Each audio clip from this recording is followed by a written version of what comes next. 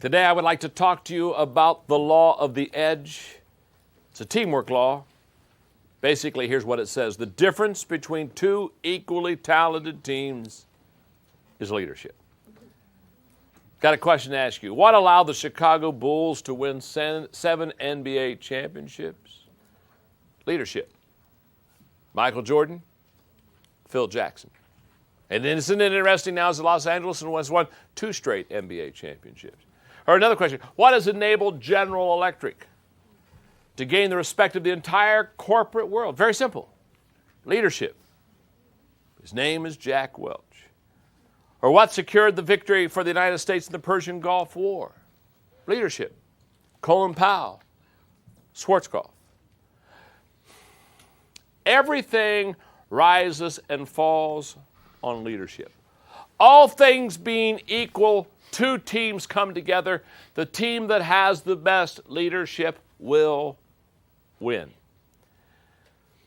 I love the book of Proverbs because of its wisdom. 2 classic proverbs that really underscore this law. Proverbs 29:2. When good people run things, everyone is glad. But when the ruler is bad, everyone groans. Isn't that classic? Or Proverbs 29:4, a leader of good judgment gives stability. An exploiting leader leaves a trail of waste. I was up in, where was I? Dayton, Ohio, doing a Peter Lowe seminar last year. And on the program that day were a lot of people, but 2 of the people that were on the program are 2 of my favorite people, Zig Ziglar and Lou Holtz. So we had lunch together. And whenever you have lunch with Zig and Lou, you just basically eat. Because the 2 of them are going to do all the talking. And I let them talk because I eat and take notes. Because, I mean, they have clever thoughts and ideas and humor, and I just take notes and listen to them carefully and then put them in books and then let those boys buy the books. But anyway. So, you know, Lou Holtz has been a very successful football coach. But a couple of years ago, he went to the University of South Carolina, a team that has not been successful. In fact, as we were having lunch that day, Lou had just finished his first season with the University of South Carolina, and they had not won a game. They were winless. So we're having lunch, and I'm saying, Lou, how's the team going to do this year? And of course, when they were winless this first year there, he had inherited a team that really didn't have depth, that didn't have a good bench. I mean, he inherited a very bad team. But he'd been there a year, so he'd been able to put his disciplines, his coaching, his leadership on the stamp on the team. And of course, he had already recruited 1 class. So when I was asking, I said, Lou, how's the team going to be this year? He got real excited. And I thought, I don't know if you should be excited about this team. But he got real excited, and he said, John, he said, I want to guarantee you something. And he just got right down my face. He said, I want to guarantee you something. He said, I guarantee you this year the University of South Carolina will have a winning team, and we will knock off of the top 10 list one of the major college teams this year. I guarantee you we'll do that. So I said, whoa, that's pretty big from a team that didn't have any wins last year.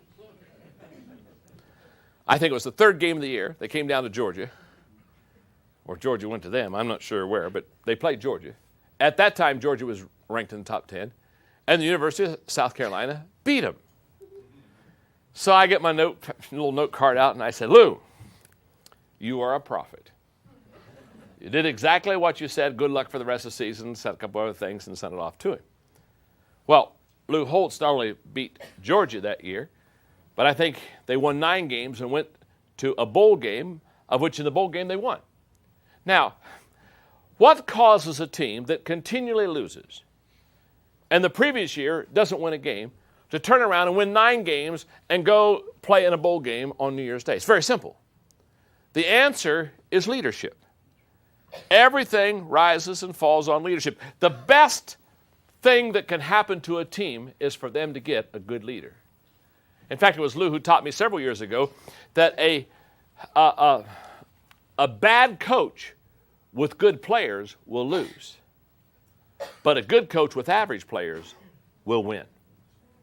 And this incredible law of the edge says that leadership helps the team to win. In fact, in your notes, leadership always makes a difference for an organization, but perhaps never greater than when two equally talented teams are in contest. One of the best leadership books I've ever read, it's a classic book, is The Leadership Challenge. This is a marvelous book because it helps really reduce down to very simplified form what leaders do. Posner and Kozis, who wrote this book, basically said, we're going to find and study and discover leadership, and we're going to reduce it down to its simplest common form. Basically, they said leaders do 5 things. Let me share those with you, and then let me share with you how that works with the leader's edge. Number 1, leaders challenge the process. In other words, they don't accept status quo. They don't accept things as they are. They're always asking the question, why? How could this be better? Why do we do it this way? What should we change? They're constantly challenging the process. They don't go with the flow.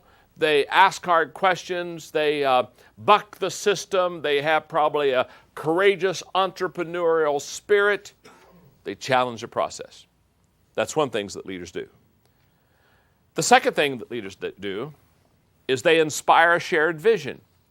They have the ability to take a vision and inspire people with that until it becomes a shared vision. Remember earlier in one of the training tapes on one of the laws, I talked about what does a leader do well? A leader takes the dream or takes the vision and takes it from me to we. That's exactly what Posner and Kozis are saying right here. They're saying leaders take a vision and they inspire what kind of vision? A shared vision until everybody has ownership of it. Number 3, leaders enable others to act. In other words, leaders become catalysts for people to move forward and to act. They lift people. They mobilize people. People are invigorated by their leadership and seem to become more action-oriented when a good leader is around. Number 4, leaders model the way. Leaders become good examples. They show the way, they go the way, they know the way.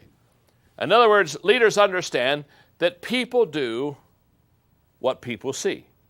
So therefore, they're constantly modeling for their people the type of leadership, the type of team members they want to have play for them.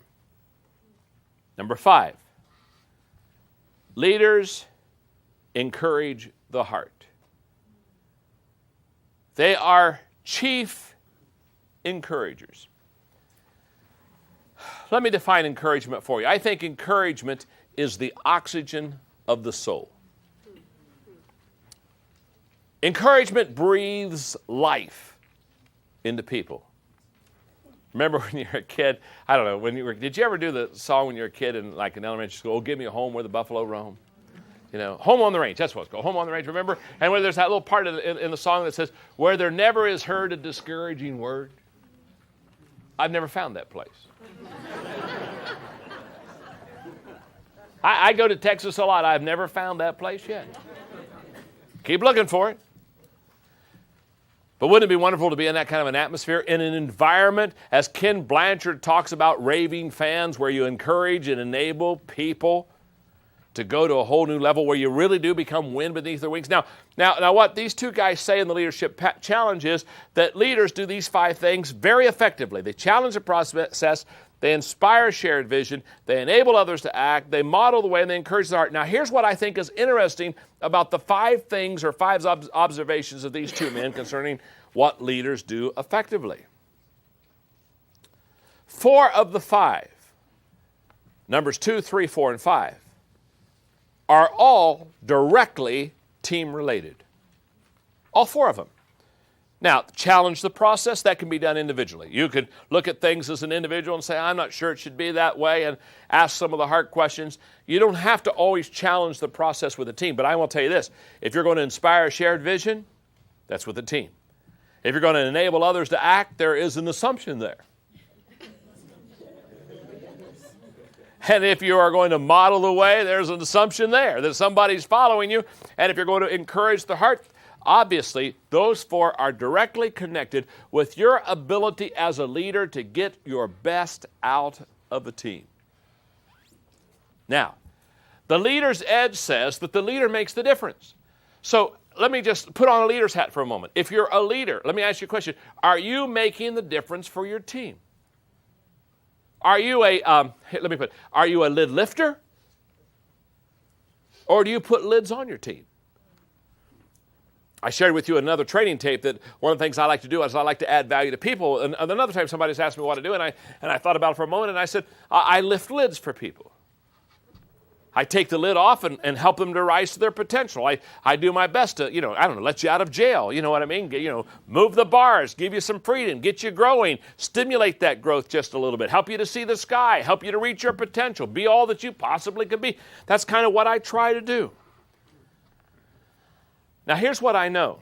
The things that these two men talk about leaders doing effectively, inspiring a shared vision, these things that involve the team, enabling others to work, modeling the way, encouraging the heart. Here's what I know. You can learn to do these things. Let me ask you a question. Can you learn to encourage people? Yes or no? Of course you can. Now, for some of you, it's going to be hard. It's not your natural temperament.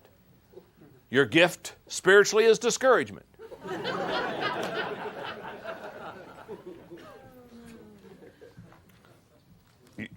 You okay? In fact, if you're not sure who you are, ask me after this session. I've been with you all day. There are some of you I just want to meet. I mean, you just have a smile, you just want to go out and meet you. There are some of you, let's wait a day or two.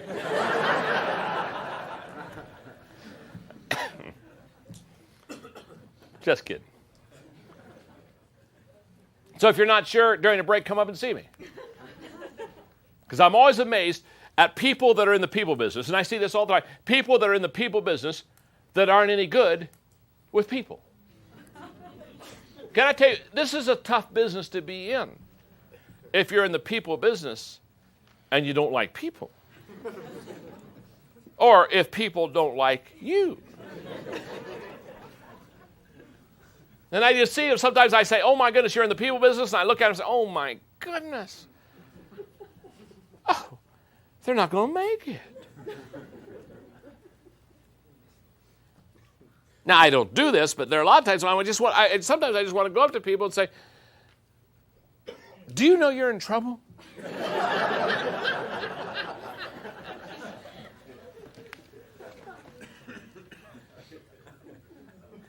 You can learn to encourage people. You can certainly learn to model the way. Isn't that true? You can certainly, if you want to be a model and model. See what? Here's what I want you to know. These skills are teachable, transferable skills. When I do leadership conferences, a lot of times people will raise their hand, they'll ask the question. In fact, this is the most popular question probably in leadership conferences. People will raise their hand and they'll say, John, I'll say, yeah. They'll say, let me ask you a question. They'll say, are leaders born? And whenever they ask me the question, are leaders born, I give them the same answer. Of course they are.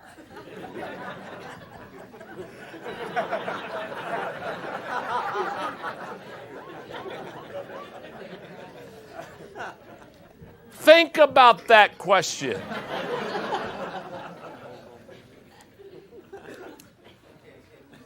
I've never met an unborn leader. Don't particularly want to. Something scary about this.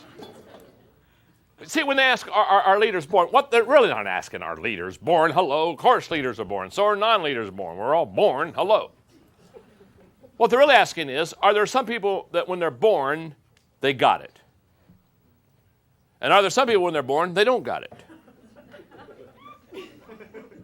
And if you got it, you lead.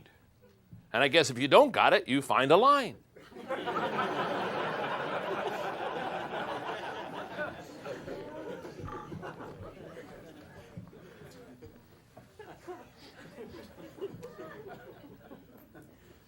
What's wonderful about training people to be team players. What's wonderful about leadership is that people can learn how to do this. You can learn how to be a leader. You can learn how to be a good team player. You can learn how to develop a good team. It's not an accident. It's not an accident that teams that consistently win because they have good leadership. So I want to call a timeout and say to you, if I were sitting in this room and had the notebook open, and if I would be taking notes right now, and I just had a teacher say that the law of the edge says that the difference between two equally talented teams is leadership, if that's where you are, and if I heard that, the first thing I'd be saying to myself is that if that is true, the law of the edge says the difference in leadership is based, or the difference in a team is based on leadership, then what I would do is I would do everything in my power to learn how to lead effectively. And here's what is most important, and here's what I don't want you to miss. When you become a leader, one of the things you understand when you become a leader is that you're not only responsible for yourself, but you are responsible for others. The law of accountability. One of the things that I think is kind of a continual load that leaders have is the fact that they're always going to be accountable. But here's the good news. I guess the bad news is it gets a little heavy, doesn't it? I guess the bad news is that the load gets a little heavy, and you kind of carry the team, and you sometimes have to pull the team, and you have to lead the team. I guess, but let me give you the good news. The good news is, if you're a leader, you're the only person on earth that has the ability to multiply yourself through others. And the moment you understand that, then you'll commit yourself to developing your team and training your team and spending time with your team and raising them up to a whole new level, because you'll understand as a leader now, as you go, the people go. And if you go well, they go well. And if you win, they win. And guess what's more fun than winning by yourself? Winning with others. And that's the law of the edge. The law of the edge says that leadership makes the difference.